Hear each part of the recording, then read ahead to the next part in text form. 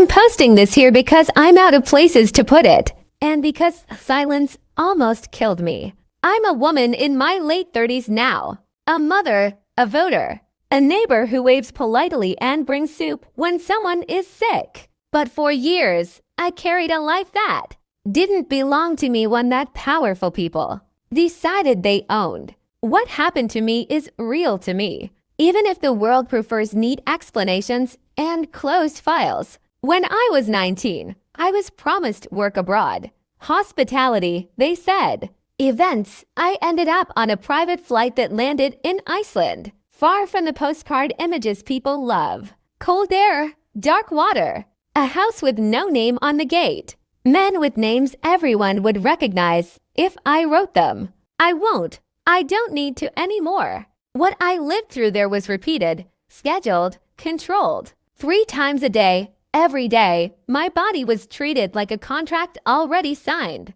There were rules. There was silence. There were threats that sounded calm, reasonable, almost kind. I learned quickly that screaming was useless and that memory was dangerous. So I learned to survive by shrinking. For years after, I did exactly what they expected. I disappeared. One married. I worked. I aged. On the outside, I became invisible in the safest way possible, like so many women my age. On the inside, time never moved forward. It stayed locked in that house, in that cold country, with doors that always closed softly behind me. What changed wasn't courage. It was exhaustion. One night, unable to sleep, I opened a social media account under a name that wasn't mine. No photos, no followers, just words. I didn't accuse. I didn't sensationalize. I wrote what it felt like to be owned by people the world calls important. I wrote about schedules, about fear dressed up as privilege,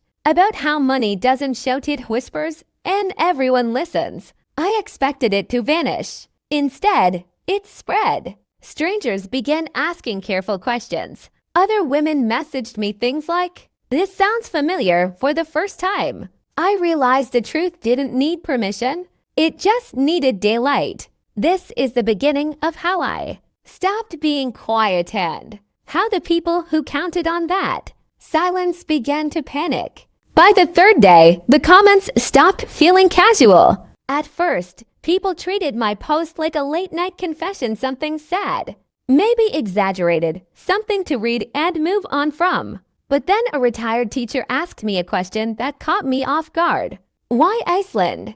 Another user, claiming to be former military, pointed out details I hadn't even realized. I'd shared security routines, timing, the way private travel works when borders don't matter. I answered carefully. Not because I was afraid of being caught, but because I was afraid of being dismissed. What surprised me most were the older voices, men and women who wrote like they had lived long enough to recognize patterns. One man said, "I watched powerful men get away with things for decades. This reads like truth." A woman wrote that she was 72 and had waited her whole life to see people finally say things out loud. That's when I understood this wasn't just about me anymore. I began posting updates every night at the same hour. I described how control works not with chains, but with comfort. How they never had to raise their voices. How the worst part wasn't the acts themselves, but the certainty that no one would believe. A young girl over men whose names were carved into buildings. I never used the word torture. Others did that for me. The messages turned darker, too. Anonymous accounts warning me to stop, telling me I was confused, suggesting I get help. One even offered money to take the posts down quietly. That was the moment my hands stopped shaking. No one tries to buy fiction. I backed everything up, screenshots, dates, flight details. I had sworn I'd forgotten. Trauma doesn't erase memory, it hides it until it's safe. And somehow, behind a screen, with strangers standing guard in the comments, it finally felt safe. Then something unexpected happened. A journalist reached out. Not a big network name. Someone older, near retirement, who said they'd covered scandals before and recognized the smell. A fear behind polished statements. They didn't promise exposure. They promised patience. Meanwhile, my account was reported again and again. Posts disappeared, then reappeared. Each time they came back, more people saved them, shared them, archived them. The internet, for once, refused to forget. I wasn't shouting. I wasn't begging. I was simply standing still and letting the truth walk forward on its own. And somewhere far away, people who had built their lives on silence realized a woman they once erased had found her. Voice and an audience old enough to remember what accountability used to mean. By the second week, the story no longer belonged to me alone. People began filling in gaps I hadn't asked them to. Not with guesses, but with memories. An older woman wrote about working events decades ago and being told certain guests were untouchable. A former accountant talked about invoices that never made sense, paid through layers meant to confuse, not explain. None of them named names. They didn't have to. The shape of the truth was becoming clear. I stayed careful. Every post began with the same line. This is my experience. I'm not asking you to believe, only to listen. That mattered to the older readers, I think. They came from a time when words still meant something. When accusations carried weight and consequences, they read slowly. They asked thoughtful questions. They remembered. The journalist and I moved off platform. Long phone calls. Long pauses. He never rushed me. When I cried, he didn't fill the silence. He said something I won't forget. Power doesn't panic when it's innocent. It panics when it recognizes itself. The pressure increased. My anonymous account was locked one morning without warning. No explanation. No appeal. But by then, it didn't matter. Copies of my posts were everywhere, saved by people who said they had lost too much in life to watch the truth disappear again. Then came the denial phase. Articles appeared, vague but pointed. False narratives, unreliable. Memories, attention-seeking accounts. I read them with a strange calm. These were the same phrases used for generations, just polished for a modern audience. Older readers saw right through it. They'd watched this movie before. What broke me wasn't the attacks. It was the messages from men in their 60s and 70s saying, I didn't protect people when I should have. They weren't defending themselves. They were apologizing to ghosts, to daughters, to the past. One night, after posting a final update from a new account,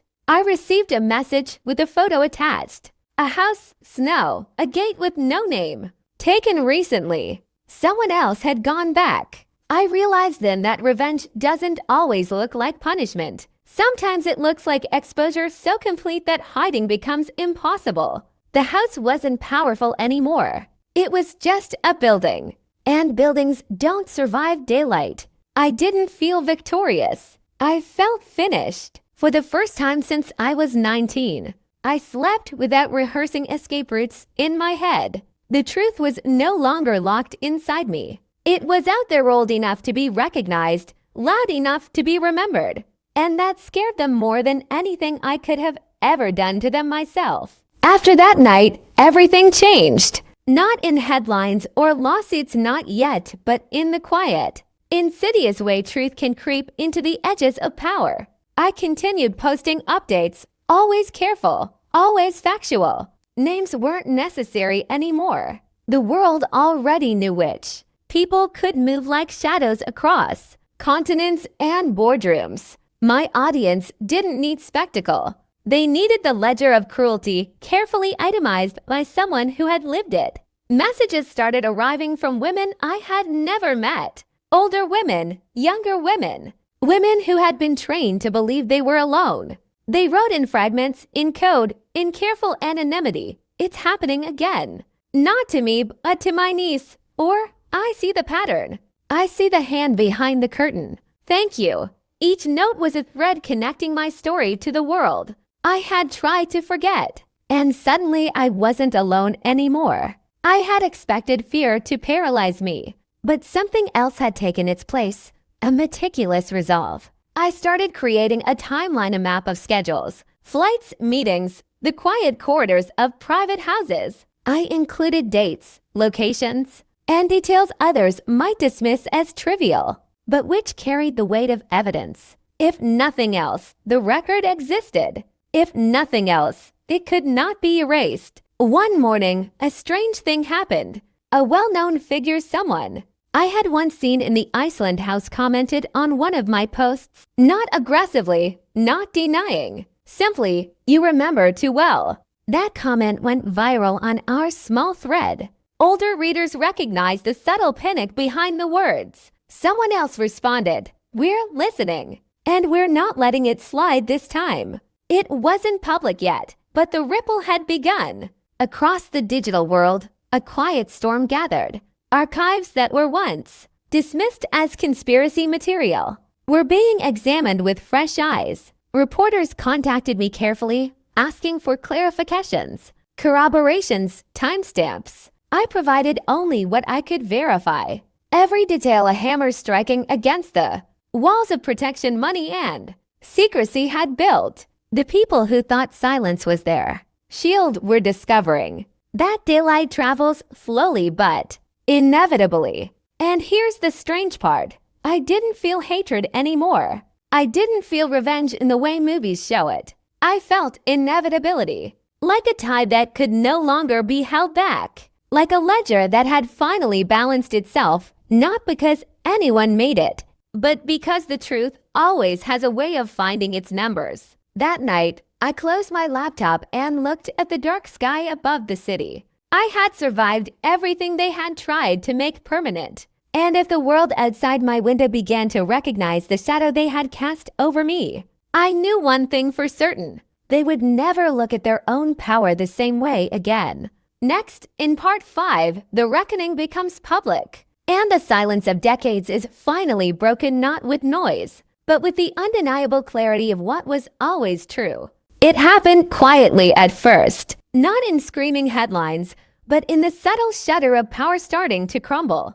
Journalists began calling not with the usual empty curiosity, but with careful questions, the kind that come after they verified every detail. They didn't ask me to exaggerate. They asked me to confirm, to date, to name timelines, to show the world what had been hidden under velvet and silence for decades. I did. Every post I had ever made, every screenshot, every timestamp, every flight number, I handed it over. I didn't feel the rush of vindication. I felt something heavier, responsibility, because this wasn't about me anymore. It was about the countless voices that had been trained to stay quiet, to smile politely, to vanish. It was about the people who had believed power was bulletproof. The reactions were immediate. Archives of private emails leaked online. Investigative pieces traced money flows, travel routes, security details. People I had feared for my life were suddenly visible in a way no one could ignore. The walls they had built with influence and intimidation cracked under the weight of collective memory, careful journalism, and the unflinching testimony of a single voice. And yet, the strangest part was the silence from the general public at first. Older readers, the ones who had seen history repeat itself, whispered in forums and private messages. Finally, younger ones shared screenshots, spreading awareness. The tide of disbelief began to erode. People started asking difficult questions in polite forums, in boardrooms, in households. They began to demand accountability. I watched from my apartment, a cup of tea in hand, as names I had once feared became subject to scrutiny, investigation, and conversation in ways no court order or subpoena could have forced. Not everyone faced consequences yet. Not every truth was celebrated, but the silence, the enforced quiet, was gone. It couldn't return. Then I received a message from a woman I had never met. She was in her 70s, frail but sharp. She wrote simply, "I believed you, and that's all that matters. We are watching, and history will remember this." For the first time in decades, I didn't feel like a victim. I felt like a witness, not to their crimes but to the power of truth itself. That evening, I posted one final update, a reminder that what had happened was real, that it mattered, and that silence was optional. I shut down the account the next morning. There was nothing more for me to say. The world, for once, would speak for itself. I went to sleep without fear, and the truth long hidden whispered, and fear had finally walked into daylight.